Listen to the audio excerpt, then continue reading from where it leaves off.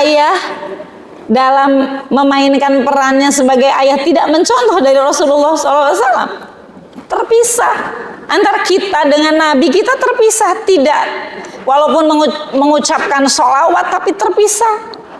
Ya, kira-kira apakah kita layak untuk mengharapkan syafaat kubro itu? Kita amat sangat butuh. Bahkan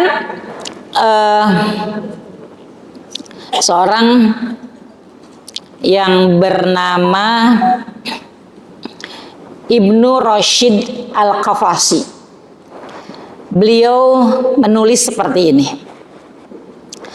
Ketika kita mengunjungi Madinah, kan tujuan kita mengunjungi Madinah itu ziarah kan Bu, menjadi satu paket umroh, karena kan kita harus berziarah kepada Rasulullah SAW.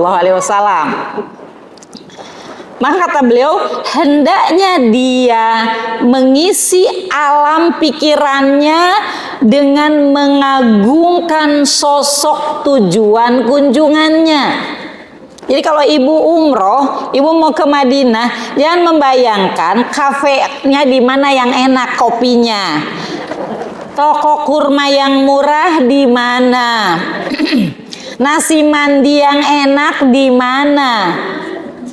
Bukan sekedar itu, tapi dia harus mengisi alam pikirannya dengan pengagungan sosok tujuan kunjungannya nih untuk apa? Ikon Madinah itu adalah kubah hijau. Jika kita menyadari setiap kita menginjak Madinah bahwa di bawah kubah hijau itu ada sosok yang terbaring, manusia terbaik yang amat sangat dicintai Allah, yaitu Rasulullah SAW, yang sampai hari ini jasadnya tidak rusak.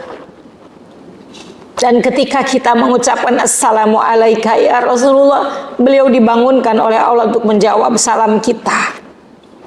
Seandainya semua orang yang menziarahi Madinah menyadari bahwa di bawah kubah hijau itu ada manusia terbaik, ada jasad manusia terbaik,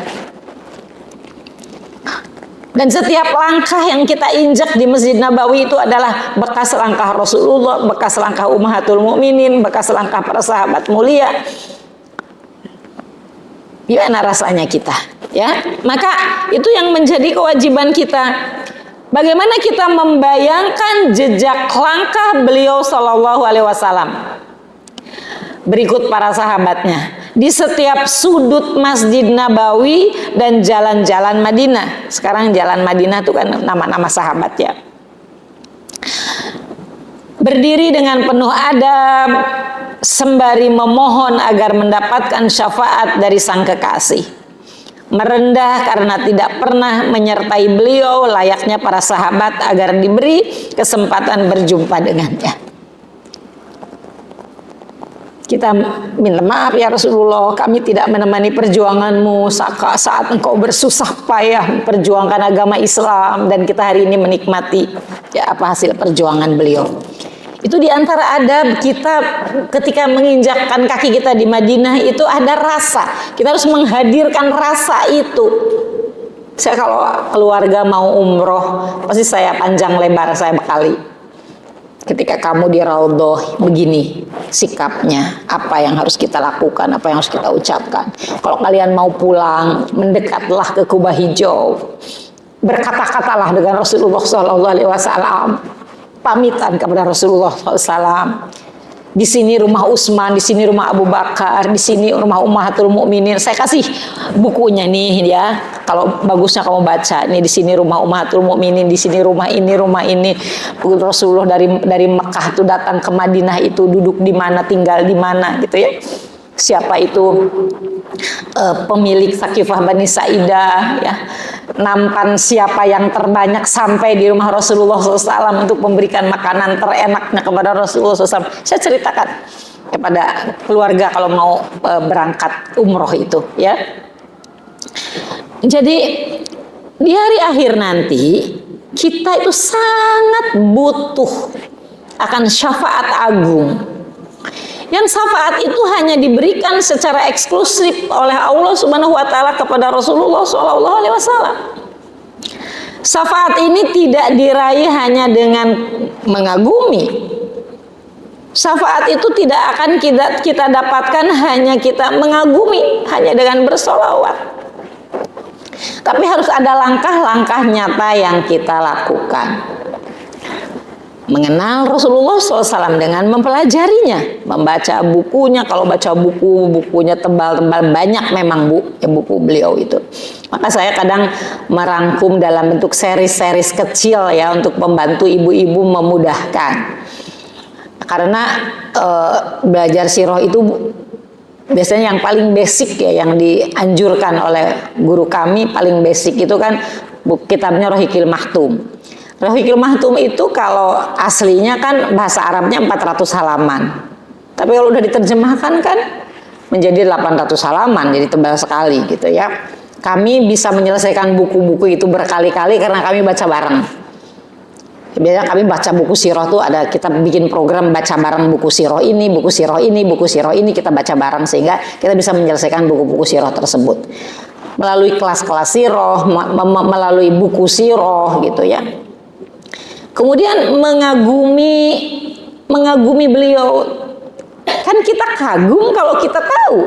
Bayangkan Ibu, seluruh sahabat merasa bahwa dia orang yang paling dicintai Rasulullah SAW. Itu kayak apa ya pribadi Rasulullah itu, Bu? Sehingga semua sahabat tuh merasa bahwa dirinya itulah yang paling dicintai Rasulullah. Kan Amr bin As pernah memancing itu. Ya Rasulullah, karena beliau merasa Rasulullah sangat perhatian kepada beliau.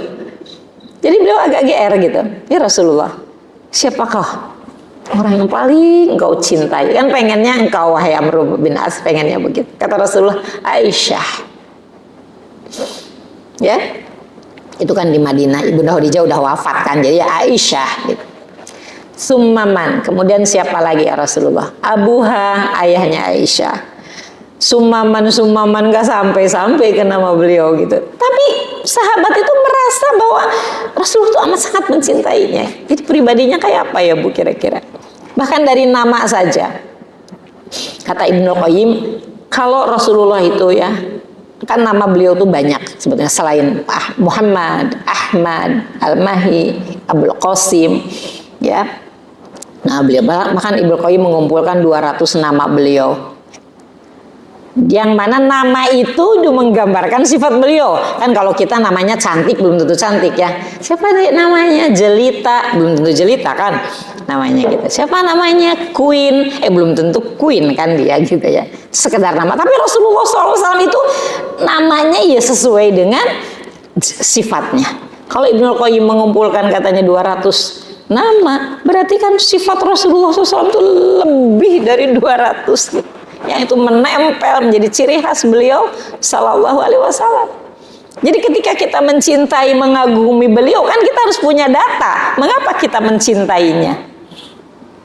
Ya, mengapa kita merindukannya? Gitu ya. Bukan rindu palsu, nggak pernah ngebayangin apapun tentang Rasulullah, gitu. Kita nggak punya, bukan seperti itu.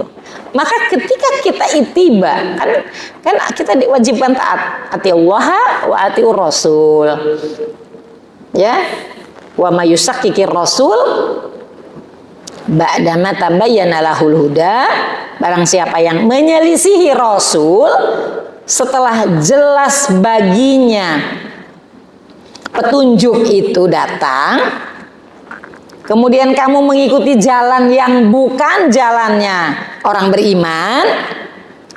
Ini jalan Rasul. Kan Rasulullah pernah menggambar, wa anna hadza sirati mustaqimah. Inilah jalanku yang lurus. Lurus nih Rasulullah menggambar. Ya, wa anna hadza sirati mustaqimah fattabi'u, ikuti jalanku yang lurus. Wala tatabi'u subula, jangan kamu ikuti jalan-jalan yang lain. Jadi kita harus tahu.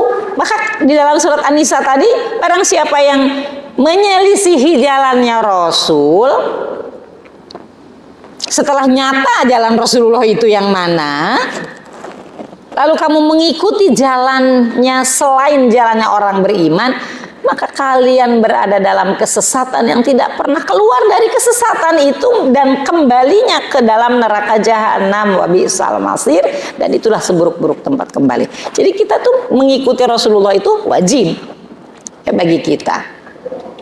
Maka mengikuti beliau itu kan berarti mengikuti perbuatan beliau, mengikuti perkataan beliau, mengikuti keinginan beliau. Kan di dalam surat Al-Hasr kan gitu. Wa ma atakumur rasul, ya, apa saja yang datang dari Rasul ambil. Wa ma nahakumun fantahu. Nah, apa yang dilarang oleh Rasul jauhi. Kan kita harus tahu yang datang dari Rasul itu apa.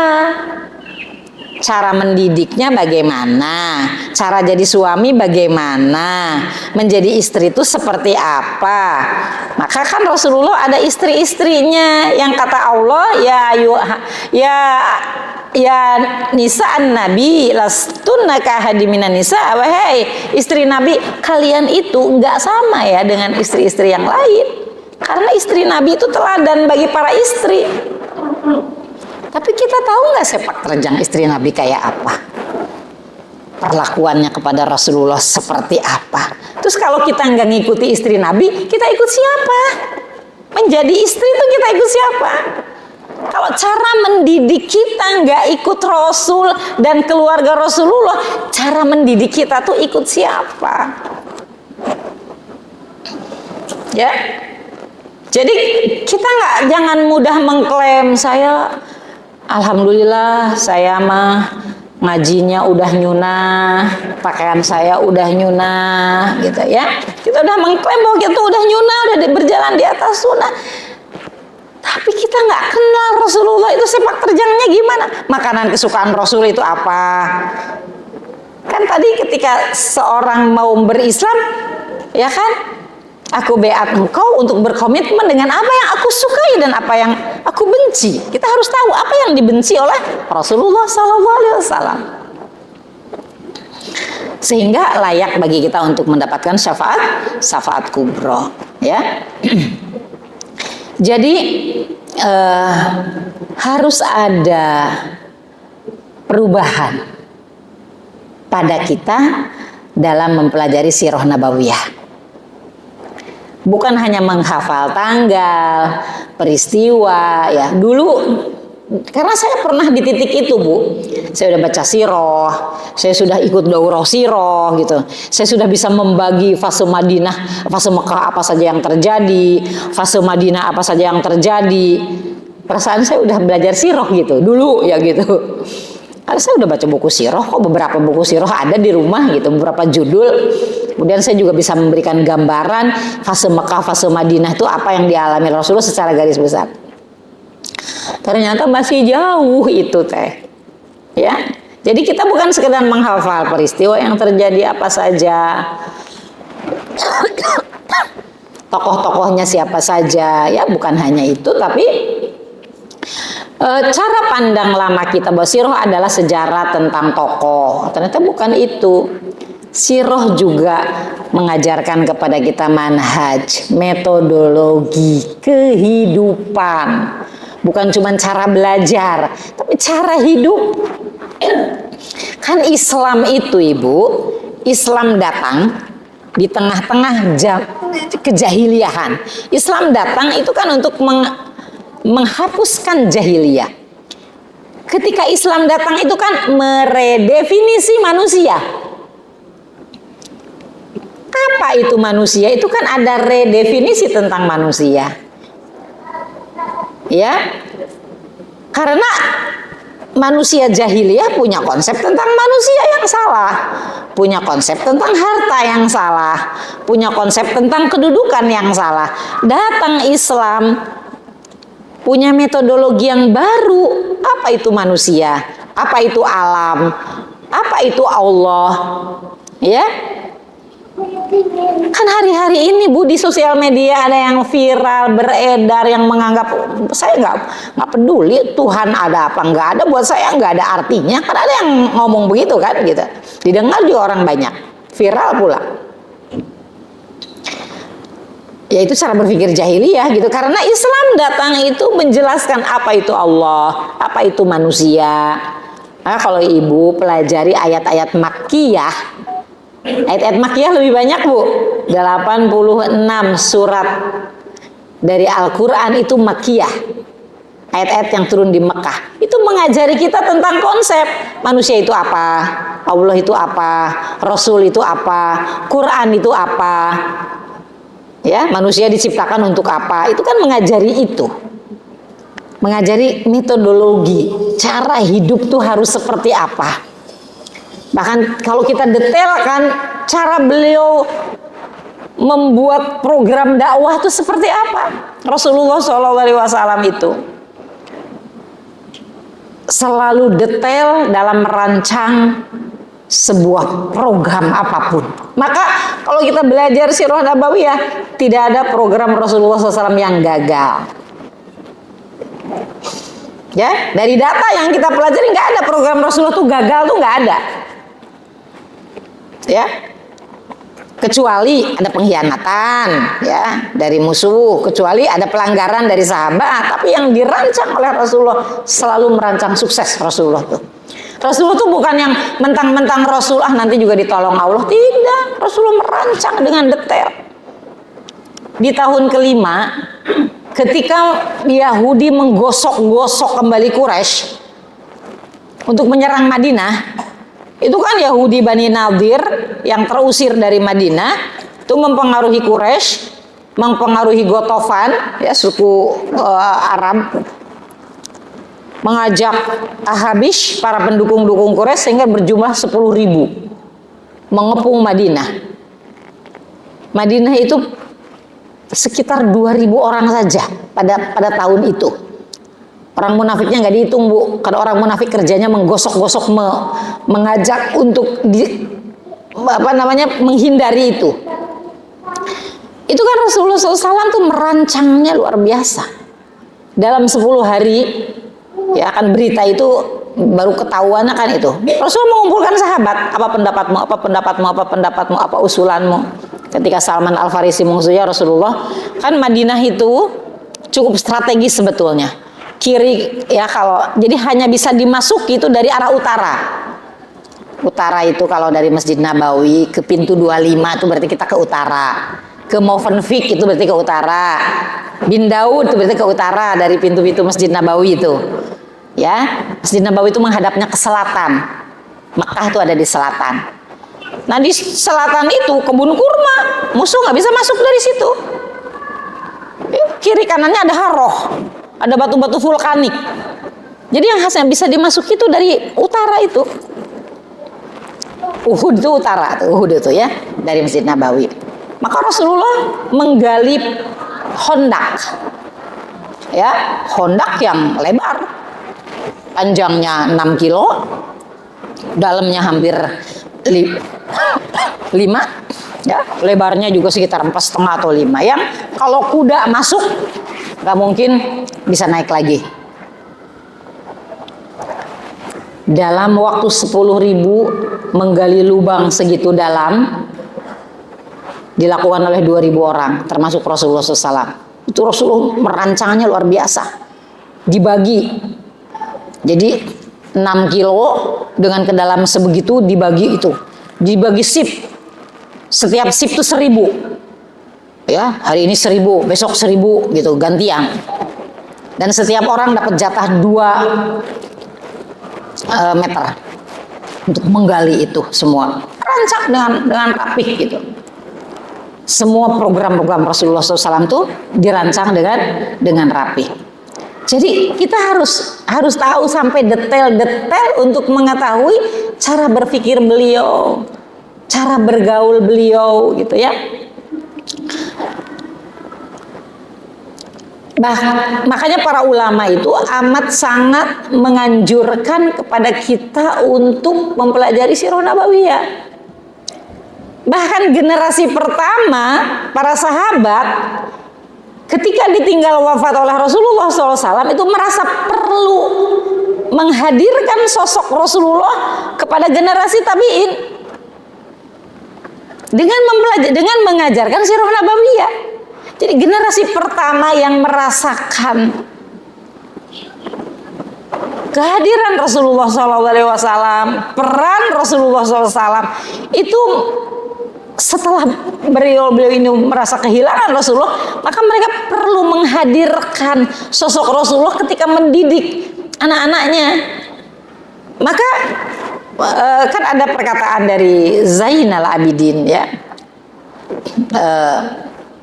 cucunya Hasan, kata beliau, kami dulu mempelajari sirah nabawiyah sebagaimana kami mempelajari ayat-ayat dari Al-Quran. Jadi nggak pernah dipisahkan tuh, materi Quran dengan materi sirah tuh nggak pernah terpisah,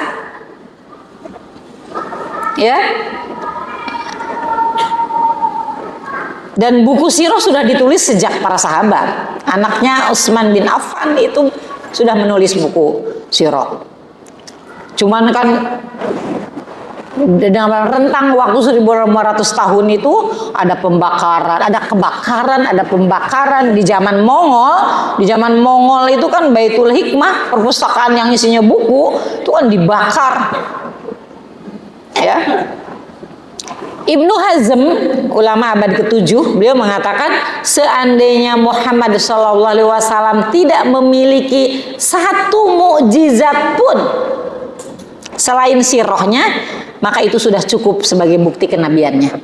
Kalau Rasulullah itu nggak dapat mukjizat, tapi sirah nabawiyah itu kita pelajari, udah cukup buat pelajaran.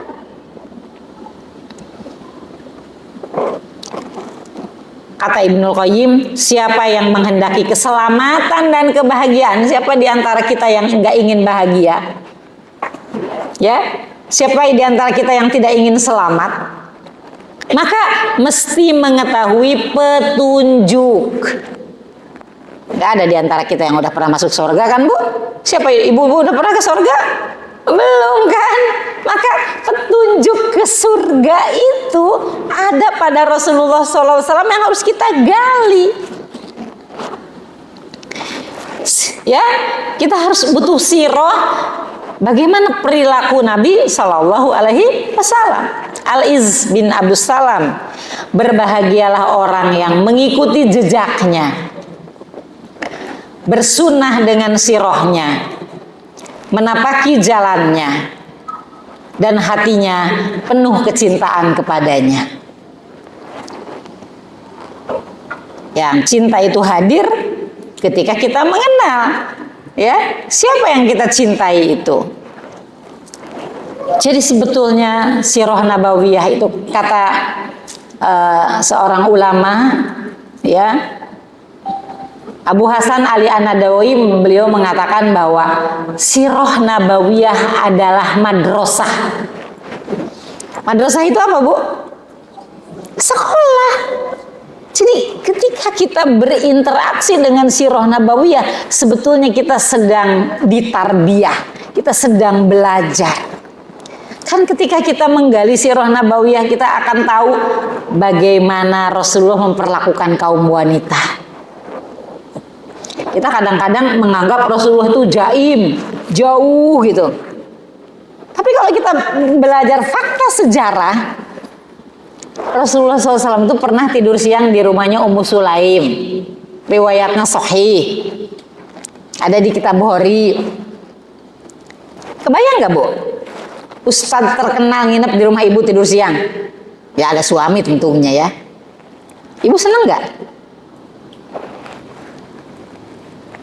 Ibu kenal dengan Ustadz, kan ibu pengen nyambut ya, pengen nyambut Ustadz kan. Kalau ibu kenal dengan Ustadz itu rumahnya aslinya di Solo, pas dia ke Jakarta boleh nginep di rumahmu, boleh nggak, Bu? Boleh kan? Nah ini Rasul, Bu, yang nginep tidur siang sih.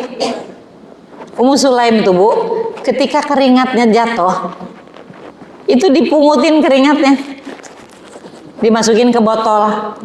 Kata Rasulullah, untuk apa Ummu Sulaim? Untuk tabaruk. Kebayang nggak, Bu, Rasulullah begitu kalau kita nggak belajar sirah? Nggak bisa membayangkan kan kalau Rasulullah tuh sebegitunya gitu akrab dengan sahabiah itu. Dan rambut-rambut yang bekas beliau tidur dipungutin, Bu. Boleh nggak tabaruk kepada Rasulullah, Bu? Tabaruk kepada Rasulullah loh, boleh tidak? Bu jangan ragu.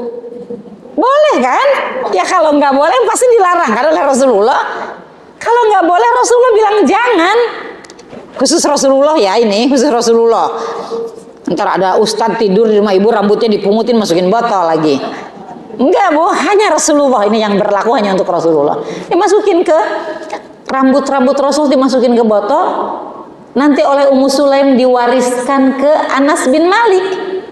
Sehingga ketika Anas mau wafat, kata Anas, rambut Rasulullah yang aku simpan, letakkan di bawah lidahku dan kuburkan bersamaku. Jadi ingin bersama Rasulullah, bagian dari tubuh Rasulullah gitu. Itu khusus untuk Rasulullah SAW. Jadi pergaulan Rasulullah kan bukan satu-satunya. Ada namanya sahabiah namanya Ummu Ammarah binti Milham.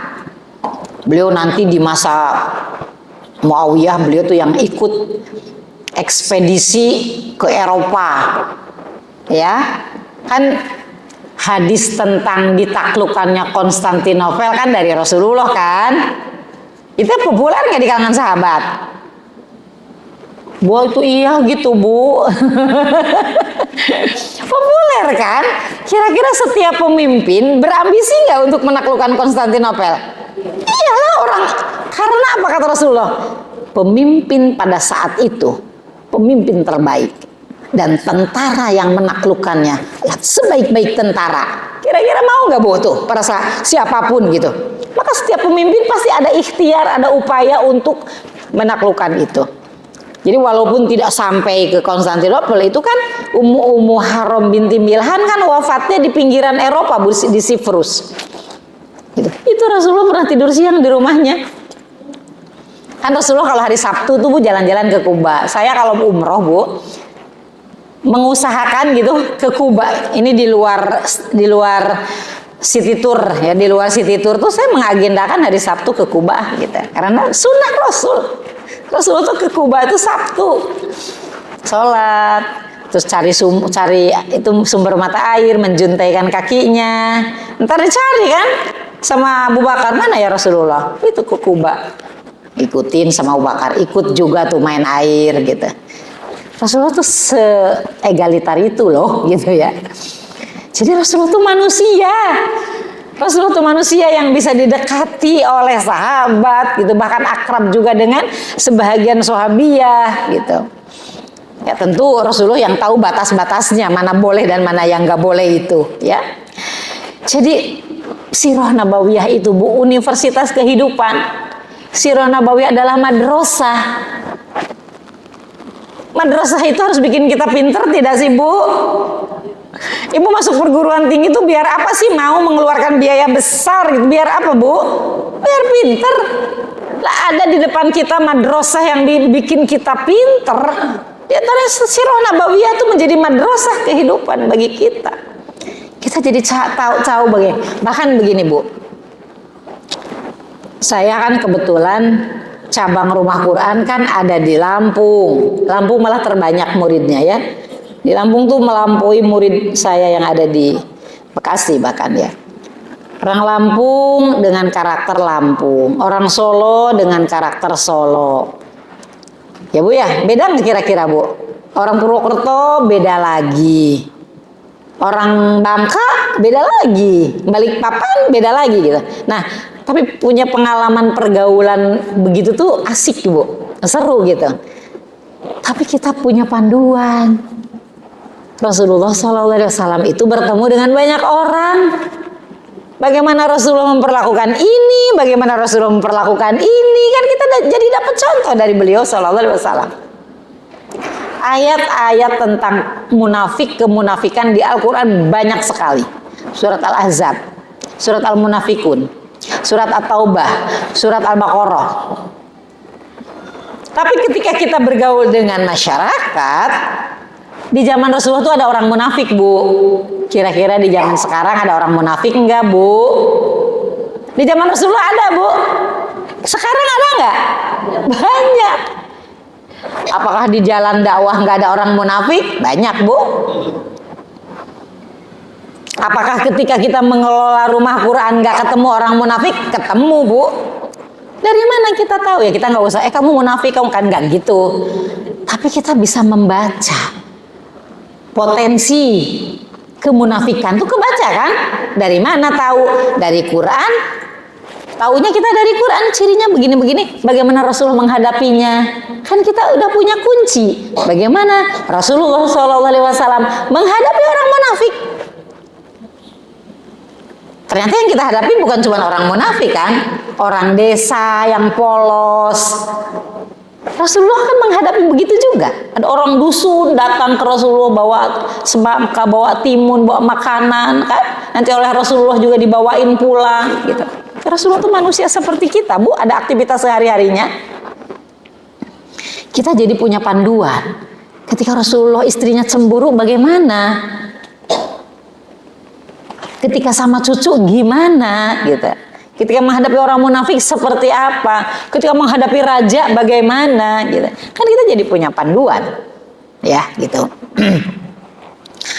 Bahkan dari ketika Rasulullah SAW masa kecilnya, Rasulullah itu kan yatim. Ayahnya wafat sebelum beliau lahir. Beliau tumbuh dan berkembang itu menjadi anak yatim, dibesarkan oleh ibunya sebentar, kemudian dibawa ke gurun, dibawa ke kampung ya, dibawa ke kampung pedesaan. Bukan pedesaan masih mending, Bu, ada desanya. Ini kan badiah, gurun ya.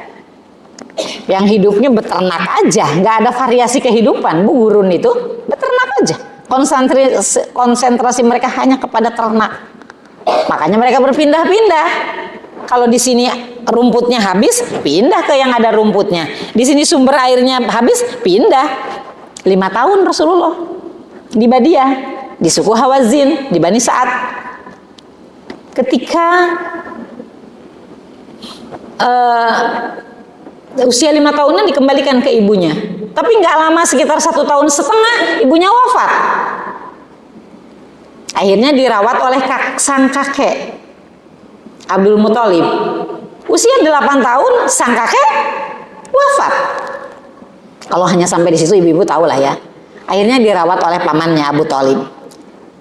Nah, ibu dari tumbuh kembang kondisi psikologis dan kepribadian Rasulullah SAW, kita dapat pelajaran nggak, Bu? Ibu-ibu yang masih punya anak kecil-kecil, nggak penasaran tuh, kenapa sih Rasulullah itu dibesarkan di Badiah? Ibu nggak penasaran, nggak pengen tahu dampak bagi Rasulullah tinggal di gurun apa? Kan harus punya rasa ingin tahu kita. Karena itu adalah parenting ilahiyah, dibimbingnya langsung oleh Allah Subhanahu wa taala. Dalam penjagaan Allah Subhanahu wa taala. Dari mana Umi tahu? Dari Allah. Alam yajidka yatiman fa'awah. Bukankah aku mendapatimu engkau terlahir sebagai yatim? Fa'awah. Aku yang melindungimu, aku yang membimbingmu, aku yang membahagiakanmu, aku yang membuat engkau nyaman. Fa'awah. Harusnya penasaran tuh, ilmu parenting terus menggali ini. Apa dampak menggembala kambing untuk pemimpin? Apa dampaknya dia tinggal di gurun untuk nanti Rasulullah SAW menghadapi tantangan dakwah? Ya harusnya kita bikin kita penasaran. Dari kecil, dari usia 6 tahun, apa dampaknya? Bahkan siapa yang mengasuh beliau? Itu kan menarik juga tuh. Untuk kita ambil pelajaran. Kalau kita mau nitipin anak kepada siapa? Ada panduannya, Bu. Bu, Rasulullah SAW ketika lahir, yang pertama kali menyusui, ya setelah Aminah tentunya adalah namanya Suwaibah. Pembantunya Abu Lahab. Kan Rasulullah tuh bertetangga sama Abu Lahab yang kelak memusuhinya ya. Masih lama, Bu, nanti 40 tahun lagi. Waktu Rasulullah lahir tuh Abu Lahab itu menyembelih kambing loh, saking senangnya. Jadi wajar dong kalau pembantunya menyusukan ya, Suwaibah namanya. Suwaibah itu artinya balasan yang baik. Kemudian nanti di Aminah tuh namanya Aminah tuh amanah, aman. Dari nama ya, dari nama nih. Suwaibah balasan yang baik. Siapa lagi yang membesarkan Rasulullah SAW? Ketika lahir itu ada kan salah satu warisan Abdullah itu adalah Ummu Aiman, budaknya Abdullah. Ummu Aiman tuh namanya Barokah, ya. Terus Halimatus Sa'diyah, Halimah Hilm, orang yang sabar tapi tegas. Saudara sesusuannya namanya Abdullah dan Syaimah. Syaimah itu akhlak yang terpuji. Kira-kira menurut ibu kebetulan nggak tuh? Lingkungan Rasulullah namanya Thuwaibah, Halimatus Sa'diyah, Aminah, ya kan? Barokah, Syaimah. Menurut ibu kebetulan tidak? Gak mungkin. Itu pelajaran apa dari kita? Oh, anak-anak kita tuh kalau sedang tumbuh berkembang, yang dia dengar tuh harus yang baik-baik. Kalau kita punya mbak namanya nggak bagus ya, orang kampung kadang-kadang kasih nama. Saya dulu Bu, dulu waktu tahun berapa ya, tahun 90-an apa yang saya suka baksos gitu ke daerah. Itu kan suka ngabsen nama-nama untuk ngambil obat gitu. Itu kan namanya ada yang jerih,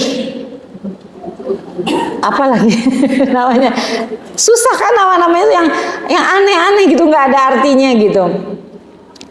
Jadi ternyata, nah kalau ada mbaknya katanya namanya, kita kasih nama ganti aja, Mbak namanya ganti ya, biar dipanggil sama anak-anak menjadi bagus. Ya, Mbak Solehah, gitu, kasih nama jadinya Mbak Aminah, gitu. Biar anak-anak dengar yang bagus-bagus, kan Rasulullah biasa mengganti nama orang kan, gitu.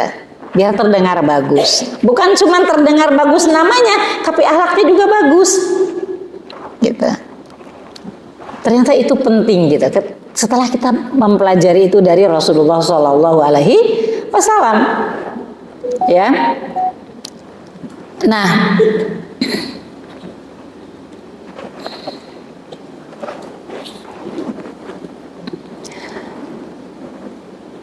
ini fase-fase bagaimana beliau dibesarkan ketika beliau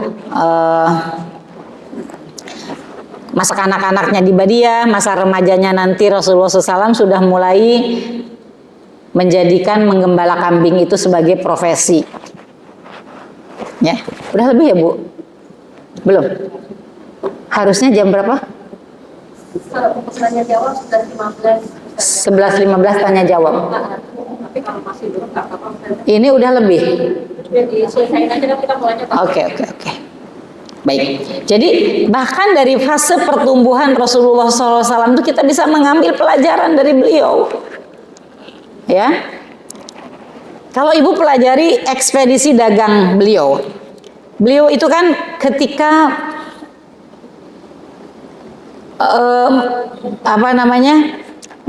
memperdagangkan barang-barangnya Ibunda Khadijah itu kan ke arah utara ya, ke arah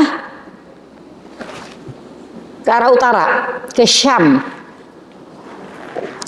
Nah itu dari Mekah kalau ke Syam itu cukup jauh Ibu.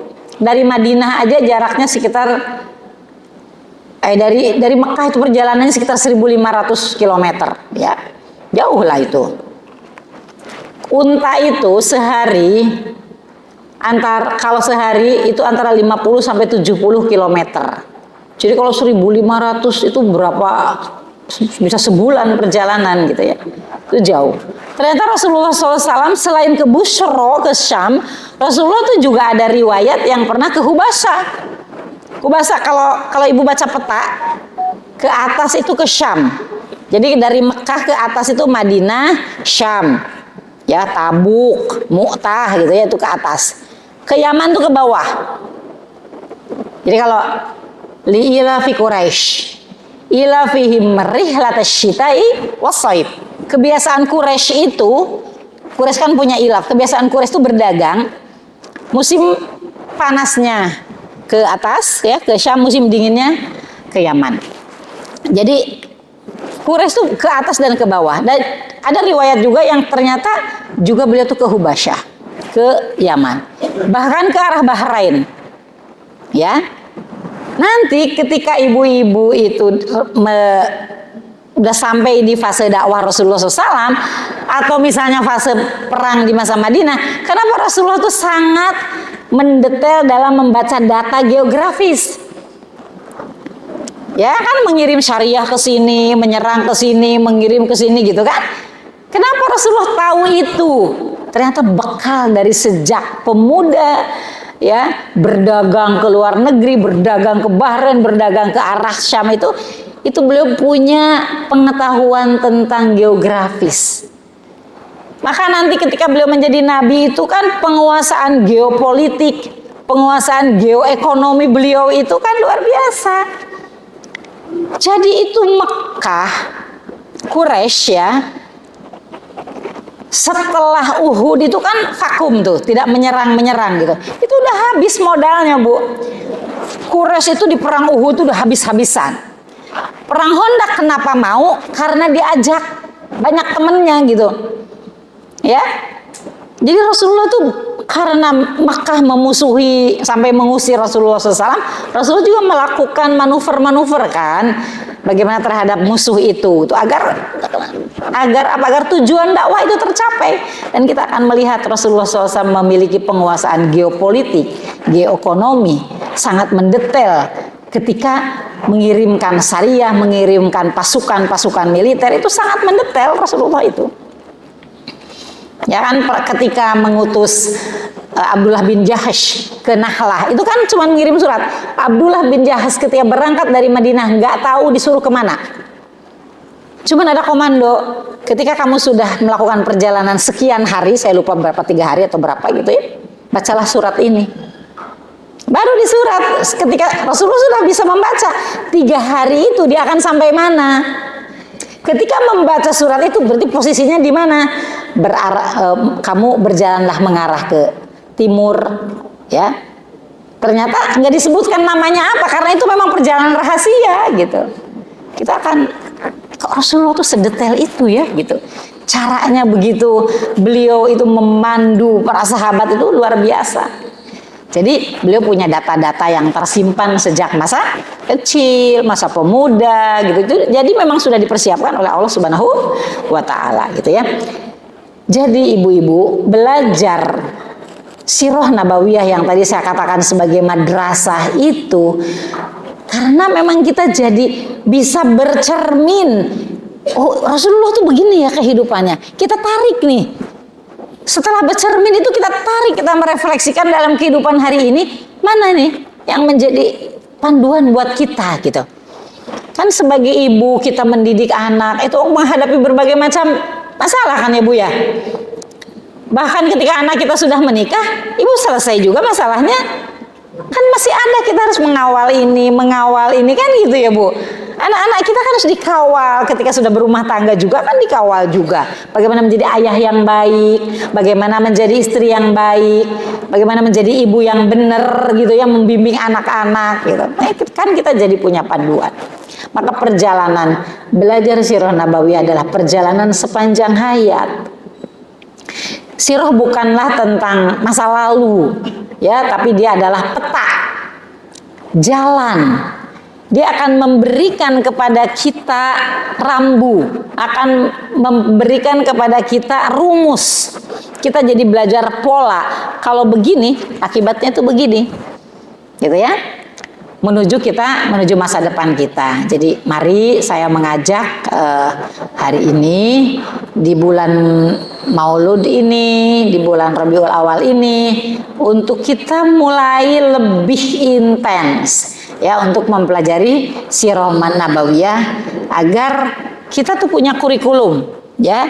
Kan tugas Rasulullah itu Bu di dalam surat Jumu'ah, yatlu alaihim ayatihi wa yuzakkihim wa yu'allimuhumul kitaba wal hikmah.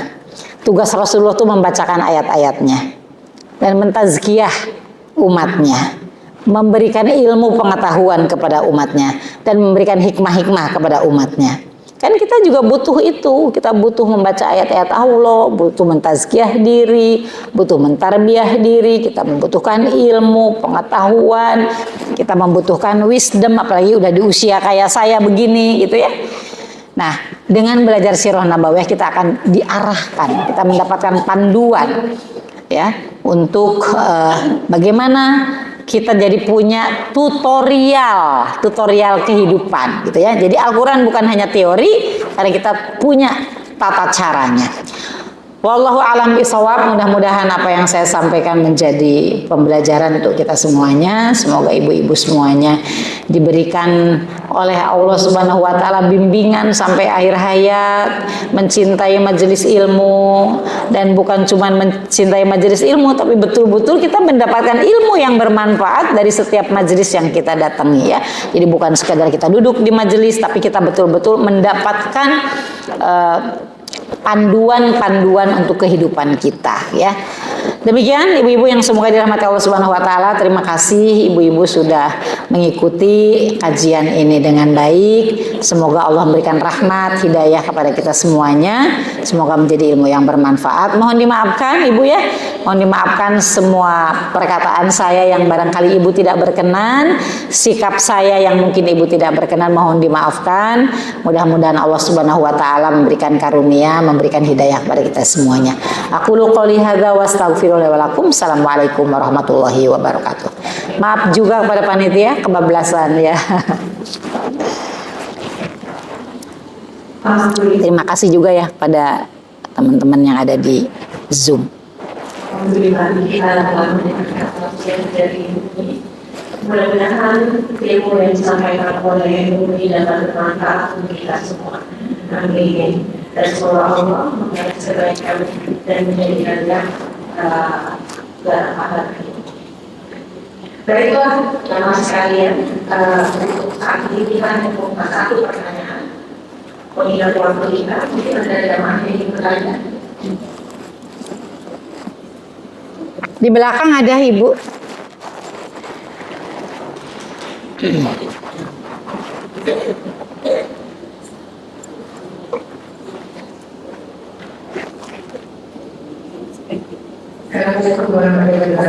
Waalaikumsalam warahmatullahi wabarakatuh.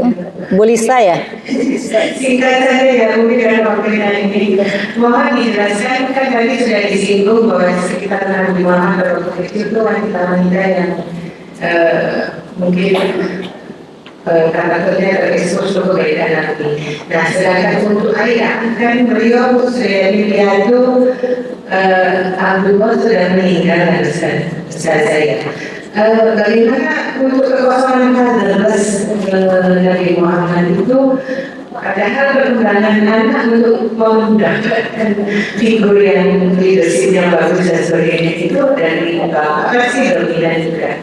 Nah, untuk sejarah Nabi ini bagaimana menjelaskannya? Ya, sebelum saya menjawab, Bu Lisa jelaskan dulu apa yang dimaksud dengan fatherless menurut perspektif Bu Lisa. Kalau saya pribadi itu kehadiran dan kebersamaan, kehadiran dan pendampingan seorang tokoh ayah itu pasti dibutuhkan dalam perkembangan anak kita. Ya. Mungkin sampai remaja atau dewasa. Tapi itu kan dalam kehidupan Rasul, ayahnya Abdullah sudah meninggal, kemudian digantikan oleh kehadiran kakek dan paman. Apakah itu kakek dan paman itu apakah sudah memang Allah hadirkan yang sudah memenuhi bagaimana kriteria atau kebutuhan berkembang dari paman? Bahkan Allah yang hadir. Bahkan yang hadir Allah. Melalui surat Ad-Duha kita tahu. Jadi surat Ad-Duha itu turun itu belum lama Bu setelah Iqra, nggak lama setelah Al-Mudaththir di awal-awal. Jadi ayat itu turun ketika Rasulullah SAW sedih karena ada jeda waktu, ya ada jeda waktu, ayat tidak turun. Para ulama berbeda pendapat jeda waktu itu apa 3 bulan apa 1 tahun gitu tidak turun. Itu kemudian turun surat Ad-Duha, wadduha. Allah bersumpah dulu, wadduha, demi waktu duha. Walaili idza saja. Allah bersumpah. Ma wadda'aka rabbuka wa ma qala.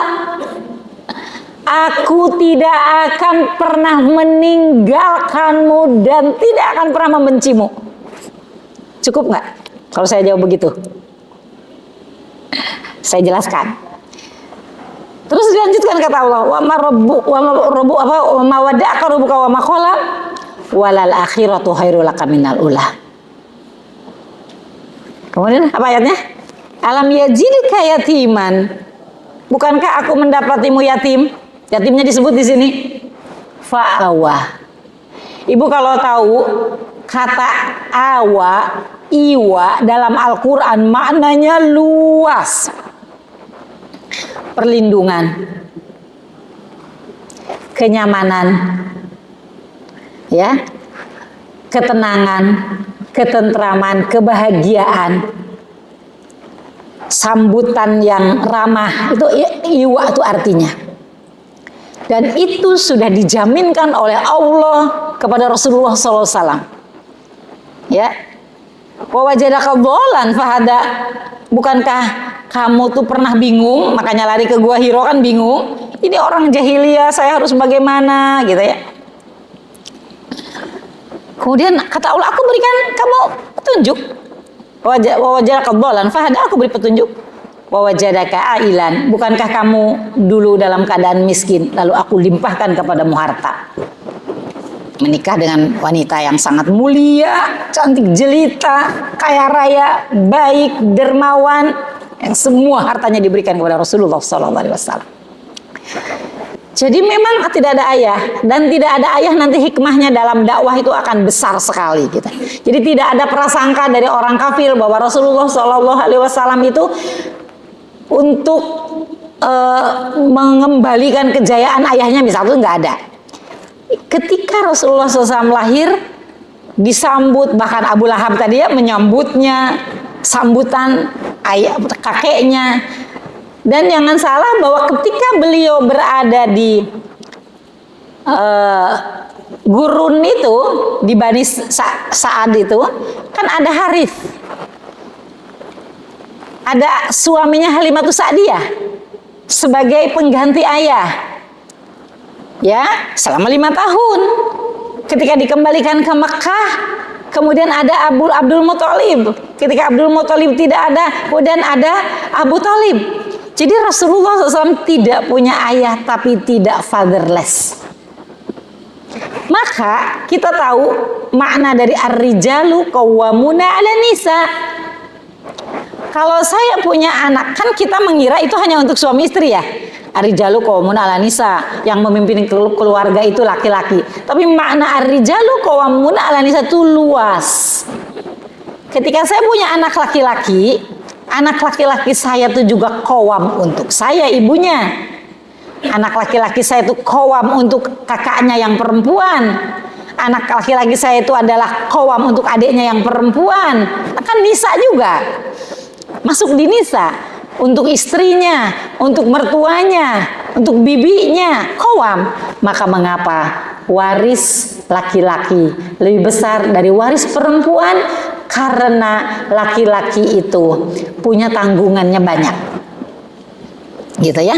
Jadi Bu Lisa di sini ya, memang tidak punya ayah, tapi tidak selalu yang tidak punya ayah itu fatherless, dan sebaliknya. Bahkan ada anak-anak yang punya ayah tapi ternyata dia fatherless karena ketidakhadiran, bukan tidak kehadiran secara fisik, tapi perannya tidak ada. Gitu ya, tapi Rasulullah SAW itu tidak pernah mengalami fatherless karena ada sosok-sosok yang bertanggung jawab. Karena kata qawwam itu nanti berhubungan dengan tanggung jawab, berhubungan dengan amanah, ya, dengan amanah dari Allah Subhanahu wa taala. Jadi itu. Jadi jika ibu-ibu di sini atau teman-teman di Zoom ada yang single parent gitu, yang penting anak kita didekatkan dengan sosok laki-laki, entah ayah, entah kakeknya, entah pamannya, entah kakaknya, dan itu harusnya pendidik pendidikan anak laki-laki yang kita lakukan hari ini, bagaimana menjadikan anak laki-laki memiliki qawamah yang kuat. Bahwa nak, kamu itu nanti adalah qawam. Qawam untuk siapa itu harus disadarkan seperti itu. Gitu. Sehingga anak-anak Indonesia khususnya ya, atau anak-anak muslim umumnya tidak mengalami fatherless. Karena suri teladannya nggak punya ayah. Gitu lah. Tetapi ternyata tidak fatherless. Sehingga nanti bagaimana beliau begitu penyayang sama cucu, beliau penyayang sama anak, bahkan penyayang sama kaum muslimin. Dan itu digambarkan dalam Al-Quran. Dalam Al-Quran kan surat At-Taubah. Harisun alaikum, ya. Jadi Rasulullah SAW tuh amat sangat menginginkan keimanan dan kebaikan kita, dan bahkan penderitaan kita itu dirasakan oleh Rasulullah Sallallahu Alaihi Wasallam, gitu ya. Ini memang harus digali lagi ya. Saya punya tema tentang masa kecil dan pertumbuhan Rasulullah SAW. Itu harus digali lagi gitu ya. Dan kita butuh waktu memang untuk menggali lebih dalam lagi gitu ya. Wallahu a'lam bishawab. Gitu ya Bu ya. Ya. Kemudian tema tafsir hari ini. Mari kita tutup pertemuan hari ini dengan membacakan hamdalah dan doa kafaratul masjid. Karena Allahumma bagi kami kita asyhadu an la ilaha illa anta astaghfiruka wa atubu ilaik. Kami mohon maaf atas segala kesalahan. Insyaallah kita bertemu lagi Senin depan dengan langsung Ustaz Budi Firdaus Munawar dengan tema fikih sholat sampah memahami perubahan dalam perjalanan. Akhir kalam bila kita dari Assalamualaikum warahmatullahi wabarakatuh. Assalamualaikum warahmatullahi wabarakatuh. Izin pamit.